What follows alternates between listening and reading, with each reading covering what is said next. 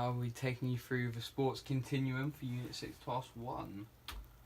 So to start off, what is the sports continuum? The sports continuum is made up of 4 different stages of development. So we normally look at it like a triangle or a pyramid, some might say. So we'll start off as the bottom layer is obviously going to be the foundation of the pyramid. So this is when children will start sports roughly around primary school. So this is going to bring up their communication skills, not just as a team, but for everyday life.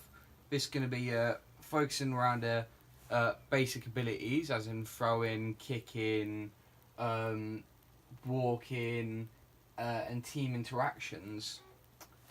As then after, when you go a bit higher up, and they got organisations like Rising Stars that will help kids for this as well, as they all work with the primary school to do so. So the next part of the period is the participation stage. So this is when kids will start expanding, looking for their local teams. For example, we'll have Stotfold Juniors in a Stotfold area, or they can continue through their secondary school teams. For example, Samuel Whitbread's was a very well developed for football, so they got it to higher county level through participation. And then above that is performance. So this is when they're going to start looking for academy players and start looking to play for their county teams. So when they're in academy, they're going to start looking at are they going to play for Watford Academy in Hitchin, for example, or they're going to represent Hertfordshire as the county teams. For the elite, which is the excellence bracket, and it's top of the pyramid, so this is making it to a professional contract and to a national level. So this means you're going to be playing for your country and representing a professional team under a higher term contract. As we move on, one of my 3 sports is Brazilian Jiu-Jitsu. So Brazilian Jiu-Jitsu is, as all the sports that's going to be put down here, it's going to be between local and national. So local is for just not for your like local teams, your local clubs. This is more of the realistic path. For national, this is going to be for more of for professional athletes and how to become a professional athlete. So for the local, it's you'll look at Brazilian Jiu-Jitsu schools for kids, as kids won't be able to do it in schools, as in primary schools. They will have to go into MMA clubs or Jiu-Jitsu clubs. This will help their progress if they go to a class in that ranges anywhere between 5 to 7. So this is really good idea for kids to go to, as I say they can't do in schools. For a good example is Anne Nugent's Academy of MMA in Stevenage, just under the CFS organisation. They have them type of classes for children that age. For the national level, kids will have to go to the higher tier clubs. So this will be in the head of CFS. That's going to be North 12 Gym in London, as in Finchley. So this is when they're going to have a bit more of a grading situation, how they're going to improve. So when they're grading, it's going to be through belts and stripes, also known as degrees, which we have to look more further in depth for. And they're going to have more live sparring compared to the other kids' classes, as this is more higher tier. So that way, if in the higher tier CFS organisation, that's when we can do live sparring for kids, as it's a bit too dangerous for people in down the lower part of the gyms. So participation, for the local side, kids will have to go to an older kids class and start for their live sparring, as they'll be up to the age where their bodies can actually take it. So this is when they can start going through their kids rankings as well, and start thinking about their belts and degrees, and then they can start participation in the adults class on the side.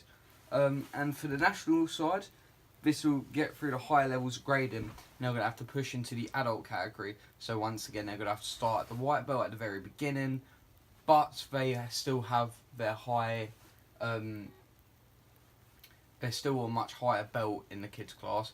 But now they're going to start looking at doing local comps around the country. so that way they can compete on the side as well as training. So the performance side of Brazilian Jiu-Jitsu under the local is you're going to start competing in local events and interclubs. So this is going to be under the Rostrum organisation that set up local competitions around, say, the local counties. So there's been Bedfordshire Open, Hertfordshire Open, Buckinghamshire Open. So this is a really good way for local competitors to actually get into competitions and be able to fight.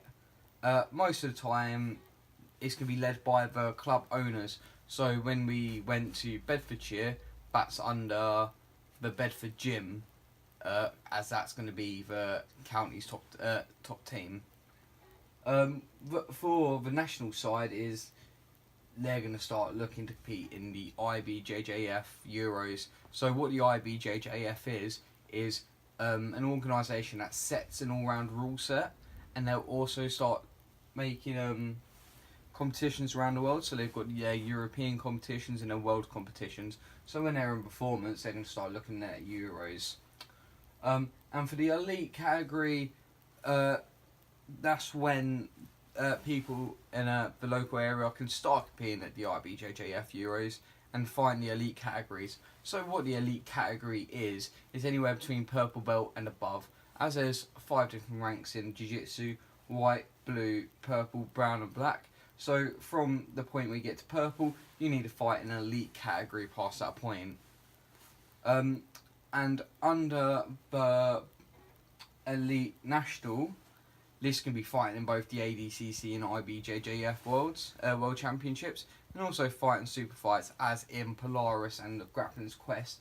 That's all based in the UK. So in the IBJJF and the ADCC Worlds, they are totally different rule sets. They're going to be based in totally different areas. So and when I mean that, I mean by what the mat setting is. So as they'll be fighting on mats, one mat might be slippery and the other they're going to be different. It's going to be a whole different structure. So this is what makes it hard to be a world champion in both. But this gives you a good opportunity to fight in both as well. And then Grapplers and Grappler's Quest and Polaris that's essentially just a super fight. It's only going to be one fight to get the money from that point. So we're moving on to my second sport, which is football. So football on the local side for the foundation is the Rising Stars will start in the primary schools, and they'll be learning the basics of football. For example, their passing and shooting, their basic movement. This is going to help kids with their team communication and support. And for the national side of it, this can be going through the primary school curriculum. So this, which will mean they're going to be playing for their primary school teams and so on. So they're going to be looking at more advanced skills. In participation with the local side is they're going to start playing for our local teams. For example, their Letchworth Eagles or their Stotfold Juniors, and they're going to start looking into playing their Sunday leagues. So they're going to train about once a week and compete about once a week as well. For the national side, you're going to start playing for your secondary school team. For example, as I mentioned earlier with Sam Witt, that became a very high-end football team, as they'll get into county finals, country finals as well. And performance locally, this gets to a county level, so you'll be starting looking to play for your Hertfordshire teams, and that's going to be who you're going to represent, as well as the Sunday League team you already play for. And for the national side is you're going to start making into an academy and start development programs to start thinking about how you're going to push up academy. So for example, Watford Academy in Hitchin, that's for example is the academies. This is how they develop players to bring into their academies before they start looking at their pro contracts.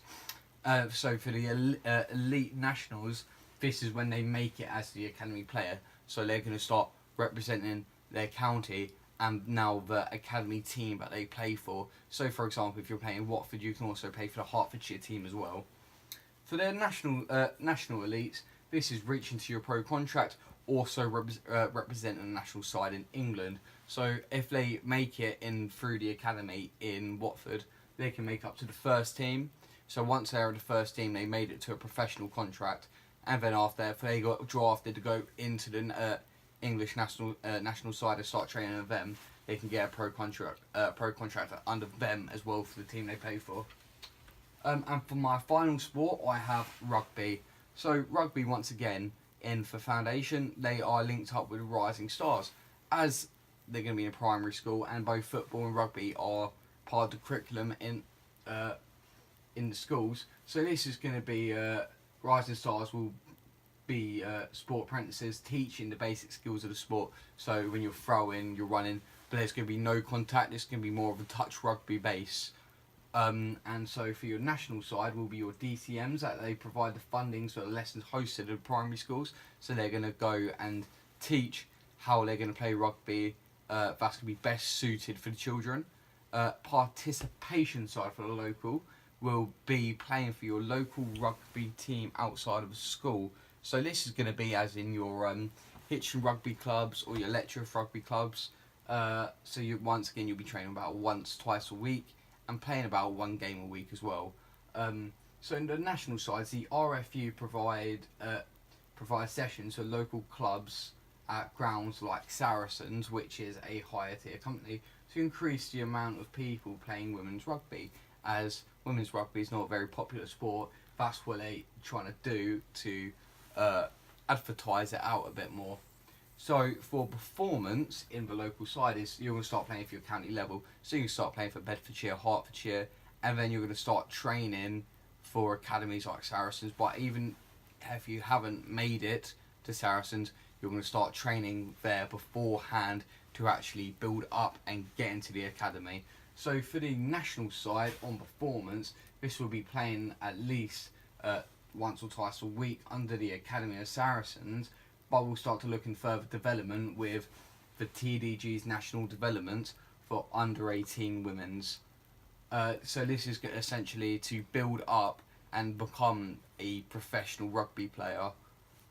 For the elite locals, this is playing full time at the academy now. So you made it to Saracens, so you're going to be playing at a high county level with Saracens at this point. So for the elite nationals, this is playing for the national team. So you can volunteer and look into playing for Ireland or England. And this week, so looking at the Rugby World Cups or the Six Nations.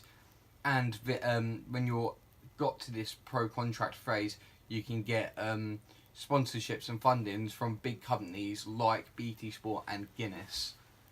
And for my final slide, that's my compare and contrast. So I looked at it from foundation, participation, performance and elite. So when I'm comparing all sports, to start off with, we're going to look at the foundation side. So football and rugby both start in primary schools, which also they start with the Rising Stars. So as they're both curriculum sports, as I mentioned before, and all the sports together are brilliant for team communication, as they're based in a area around other kids, and they have to work in teams and they have to communicate with coaches all the time. So when you contrast this, obviously jiu-jitsu is not going to be taking part in a school due to the fact that you cannot be insured in a school, and all the kids will need parental consent. All the teachers must be insured, not just in martial art coaching, but as well as in first aiding and getting their DBS checked, which they should already have. Because once again, it's a dangerous sport. Potential injuries. There's more injuries in this sport than there would be in football and rugby. So your participation phase of the compare and contrast to compare with, all the kids can go up into a higher school and club. So once again, it's when you can go from primary to secondary, or you can go from Andy Nugent's to North 12. That's all under the same organisations. So also they can start looking at to move into local clubs and do local competitions. For example, jiu-jitsu's interclubs and football Sunday leagues. For your contrast, rugby will be looking to scout an academy players straight away, as they don't really want to waste no time with it. So Saracens is going to be looking at local clubs more than they will be looking at secondary school, because they're going to be looking to bring the women players in. For the performance side,